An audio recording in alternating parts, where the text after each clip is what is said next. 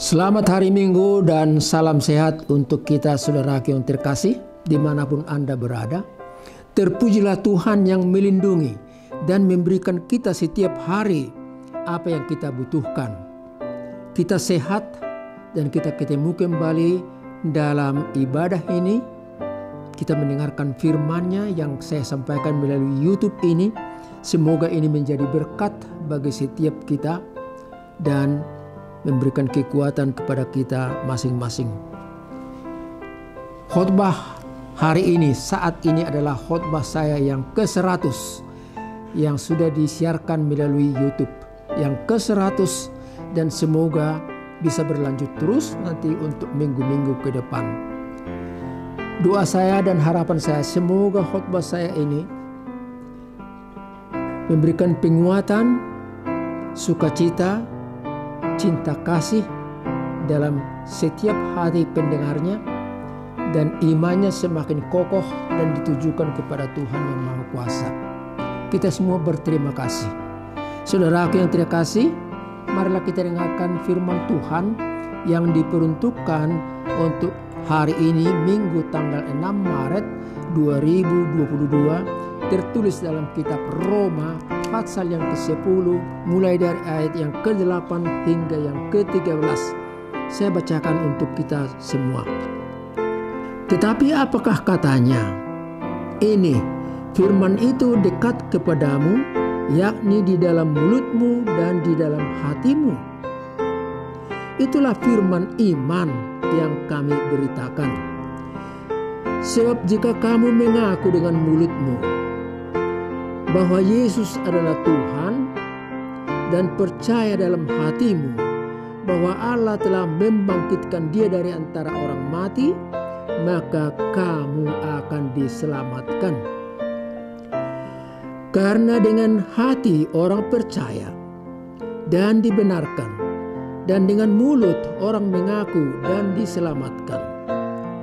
Karena kitab suci berkata, barang siapa yang percaya kepada Dia tidak akan dipermalukan, sebab tidak ada perbedaan antara orang Yahudi dan orang Yunani, karena Allah yang satu itu adalah Tuhan dari semua orang, kaya bagi semua orang yang berseru kepadanya. Sebab barang siapa yang berseru kepada nama Tuhan akan diselamatkan. Sampai di situ peruntukan firman untuk kita saudara yang terkasih. Minggu ini, hari ini disebut Minggu Infokapit. Infokapit artinya Tuhan selalu mendengar seruan kita. Tuhan selalu mendengar seruan kita.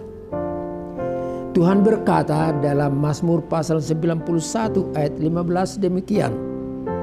Bila ia berseru kepadaku, aku akan menjawab. Bila ia berseru kepadaku, aku akan menjawab. Aku akan menyertai dia di dalam kesesakan. Aku akan meluputkannya dan memuliakannya. Itu firman Tuhan dan firman yang terpercaya. Bila ia berseru kepada aku, di mana itu? Dalam kebaktian di gereja, di rumah kita masing-masing, kita berseru. Dalam doa-doa kita, melalui nyanyian, kita berseru kepada Tuhan, Tuhan akan mendengarkan. Dan dikatakan di sini, di mana mereka berdoa dan meminta, aku akan dengar dan mengabulkan. Bila kita berkata, Tuhan tolong kami, pimpin dan tuntun kami dalam perjalanan hidup ini, dalam pekerjaan dan dalam rencana kami untuk bulan-bulan atau tahun ke depan, tolong kami. Infokapit, Tuhan akan mendengar dan mengabulkan yang terbaik menurut Dia untuk Anda. Saya berikan satu gambar yang praktis dari sejarah perjalanan bangsa Israel, menunjukkan bahwa Tuhan mendengarkan seruan mereka, penderitaan mereka, dan pembebasan Israel. Tuhan juga memimpin mereka. Dan Israel berkata, Tuhan mendengarkan penderitaan kita, keluhan kita, kesengsaraan kita, dan kita diselamatkan menjadi bangsa yang merdeka dan tiba di tanah Kanaan, dan kita boleh membangun masa depan, memulai pembangunan kita di sini.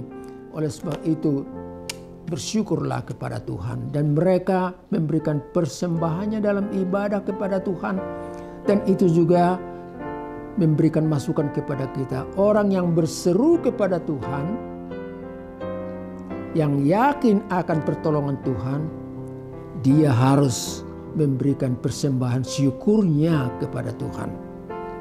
Tidak hanya berseru, tidak hanya meminta dan meminta, tapi Tuhan juga mengharapkan supaya kita memberi dan memberi untuk kerajaannya, untuk orang lain yang membutuhkan. Saudara yang terkasih, kita dipanggil untuk bersyukur kepada Tuhan. Saya pakai satu kata yang mungkin bisa menolong kita. BBM. Saya ulangi. BBM. Artinya apa? B itu artinya bersukacita. B yang kedua artinya apa? Berdoa. Dan M huruf terakhir artinya mengucap syukur. Bersukacita, berdoa, dan mengucap syukur. BBM. Rasul Paulus berkata dalam 1 Tesalonika pasal 5 ayat 16 sampai 18, bersukacitalah senantiasa, tetaplah berdoa, dan mengucap syukurlah dalam segala hal.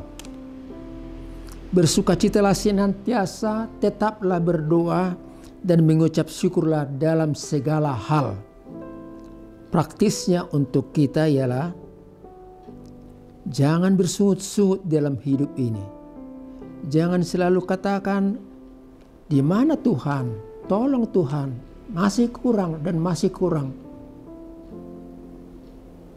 Lintah yang sudah mengisap darah kurbannya dari kerbau umpamanya selalu berkata, untukku belum cukup, sampai nanti dia lupa, naik ke darat, dan akhirnya mati dilindas mobil.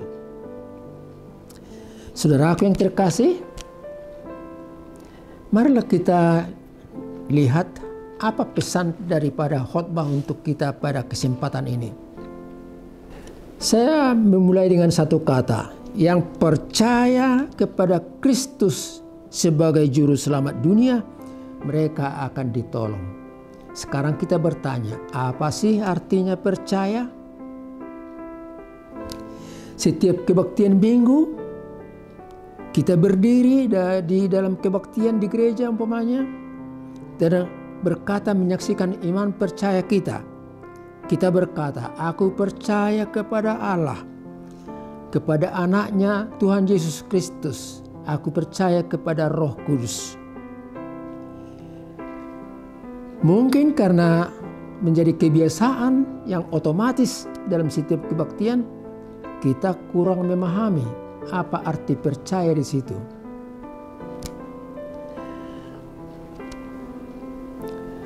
Kita buat satu penjelasan yang sederhana. Percaya itu artinya menaruh, meletakkan sesuatu pada tempatnya.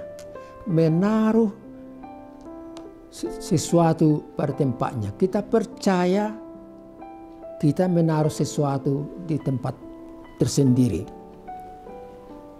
Ibu tidak akan menaruh perhiasannya, emas gelangnya di bawah bantal, tapi di satu tempat tersendiri yang tersembunyi ataupun di brankas.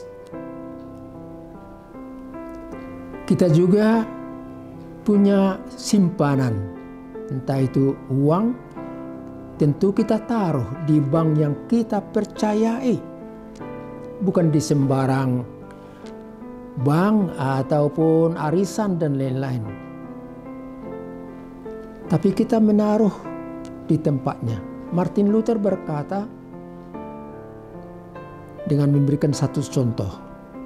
Kalau aku mau pergi, aku memakai mantelku dan topiku dari tempat tersendiri, dan aku pergi keluar bertugas, dan ketika aku kembali, aku akan meletakkan topiku, menggantungkan topiku di tempat semula. Demikian juga mantel yang saya pakai, bukan di sembarang tempat. Kalau kita berkata, aku percaya kepada Tuhan, maka itu berarti aku percayakan diriku, menaruh semua diriku dan harapanku pada Tuhan satu-satunya, bukan pada orang lain, bukan pada siapa-siapa. Percayalah kepada Tuhan artinya pertaruhkanlah hidupmu, taruhlah hidupmu, masa depanmu, pikiranmu semua kepada Tuhan. Itu artinya percaya. Semoga dengan penjelasan yang singkat ini kita mengerti bila kita berkata nanti dalam kebaktian minggu, aku percaya kepada Allah, kepada Yesus Kristus, dan kepada Roh Kudus. Saudara, dalam firman yang kita baca tadi dalam kitab Roma pasal 10 dikatakan, keselamatan bukan dalam Taurat, bukan dalam kata-kata, bukan dalam aturan-aturan yang dibuat oleh manusia, tetapi keselamatan itu ialah bila seseorang meletakkan atau mempertaruhkan hidupnya kepada Tuhan yang dia percayai. Pesan yang kedua untuk kita, iman kekristenan itu mengajak kita untuk saling menerima dan saling mendoakan sebagai saudara. Iman kekristenan itu mengajak kita untuk saling menerima, saling menghargai sebagai saudara. Dalam nas ini disebutkan jemaat Kristen di kota Roma terdiri dari dua suku. Ada orang Kristen yang berasal dari suku Yahudi, sementara yang lain orang Kristen jemaat di Roma yang berasal bukan dari Yahudi, tetapi umpamanya dari Yunani. Yang berasal dari Yahudi tetap memegang tradisi tentang Taurat, dan mereka percaya yang melakukan Taurat itu akan diselamatkan. Tetapi Paulus dalam surat ini berkata, bukan di situ keselamatanmu, tetapi imanmu itulah yang menyelamatkan kamu melalui Kristus Yesus. Iman dalam hati dan diucapkan, diakukan melalui perkataan dalam mulut. Itulah yang diharapkan oleh nas ini kepada kita. Saudara, terimalah Tuhan sebagai juru selamat hidupmu. Imani Dia, keselamatan yang diberi, dan ucapkan itu dan nampakkan itu dalam tutur kata serta dalam sikap dan perbuatan kamu. Tidak dibatasi hanya kepada sesama Kristen, sesama suku kita, bukan, tetapi kepada semua orang. Saya mengajak kita semua untuk berdoa kepada Tuhan buat saudara-saudara kita yang menderita oleh karena perang di antara Rusia dan Ukraina. Doakanlah mereka. Kita tidak punya kemampuan untuk menganalisa latar belakangnya bagaimana, tapi kita terpanggil untuk mendoakan supaya keadaan itu selesai, perang itu selesai, dan timbullah keamanan di antara suku bangsa atau di antara dua negara tersebut, Rusia dan Ukraina itu. Doakanlah mereka. Dan itulah tugas kita juga, bahwa orang percaya berdoa bukan hanya untuk dirinya, tapi juga buat orang lain.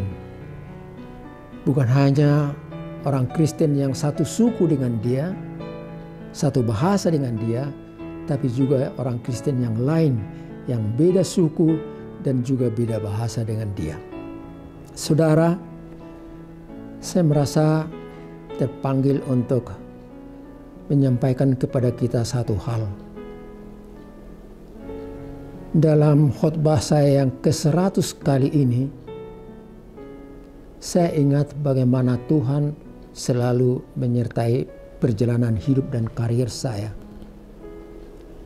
Dari tahun 1975 sampai 1981, saya melayani orang Kristen di Jerman, dan anggota jemaat yang saya layani 100% orang Jerman.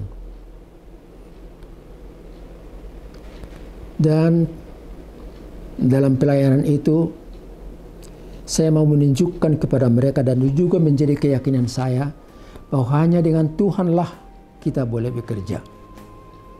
Penyerahan diri kepada Tuhan membuat kita dilindungi dan dimampukan. Dan itulah yang nampak dalam lagu yang sebenarnya sudah ada dalam bahasa Indonesia yang berlatar belakang budaya. Oh Tuhan, pimpinlah langkahku, ku tak berani jalan sendiri. Saya menerjemahkan lagu tersebut dibantu oleh teman saya orang Jerman, dan demikianlah syair daripada lagu tersebut dalam bahasa Jerman. O Herr, führe mich jeden Schritt, denn von selbst kann ich sicher nicht gehen. Steh mir bei, das erbitte ich von dir, dass ich demütig bleibe vor dir, dass dein Wort mich geleitet alle Zeit und zum Licht in der Finsternis mich geht. Meine Seele verlangt nur danach, dass dein Wort Menschen ruft und befreit. O Herr, führe mich doch jeden Schritt, denn von selbst kann ich sicher nicht gehen. Steh mir bei, das erbitte ich von dir, dass ich demütig bleibe vor dir, dass dein Wort mich geleitet alle Zeit und zum Licht in der Finsternis wird.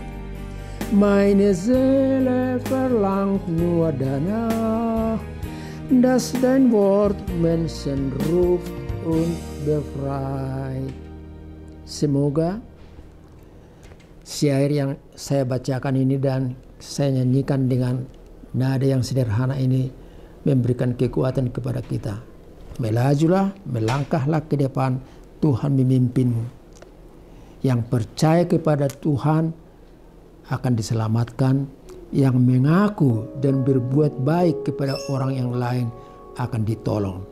Selamat hari Minggu buat kita semua. Kita ketemu lagi pada kesempatan berikutnya dan kita sehat. Semoga pandemi COVID-19 ini suatu ketika dan tidak terlalu lama akan berubah menjadi disebut endemi, artinya kejadian yang hanya bersifat lokal, tidak pandemi, artinya musibah atau virus yang mengglobal. Dan semoga kalau COVID ini menjadi endemi, ibarat sesuatu yang berubah menjadi influenza umpamanya, maka itu tidak akan terlalu berbahaya lagi seperti saat-saat sekarang ini. Tuhan memberkati kita, dan untuk itu kita berdoa. Terima kasih Bapa Surgawi atas firman yang kami dengarkan barusan. Kami dikuatkan bahwa hanya orang percaya kepada Yesuslah yang akan ditolong dan diselamatkan. Orang yang percaya bukan hanya dalam dirinya sendiri, tapi kepercayaan itu didampakkan dalam perbuatan, dalam sikapnya juga terhadap orang lain. Orang yang berseru bahwa Yesus adalah Tuhan, mereka Allah yang diselamatkan, bukan oleh aturan, bukan oleh ketentuan-ketentuan yang dibuat oleh manusia, tapi iman yang berseru kepada Tuhan sebagai juru selamat, sebagai Kurios yang berkuasa, itulah yang menyelamatkan kami. Tolonglah saudara-saudara kami yang masih bergumul dan takut dan berperang antara Rusia dan Ukraina itu, biarlah segera bertemu kembali dan bisa menerima, berdamai, sehingga kedua negara ini melalui warganya bisa membangun masa depan mereka masing-masing. Tuhan, ampuni kami dari segala dosa dan kesalahan kami, dan biarlah firman yang barusan kami dengar memberikan kami kekuatan, sukacita, dan cinta kasih kepada Tuhan dan dalam perbuatan kami terhadap sesama. Anugerah dari Tuhan kita Yesus Kristus, kasih setia Allah Bapa, serta persekutuan dari Roh Kudus bersama dengan saudara-saudara sekalian. Amin.